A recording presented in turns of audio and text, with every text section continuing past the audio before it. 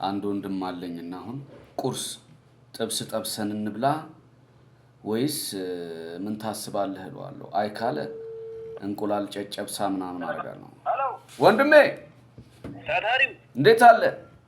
አለ አማን ነው። ምን ቁርስ በላህ እንዴ?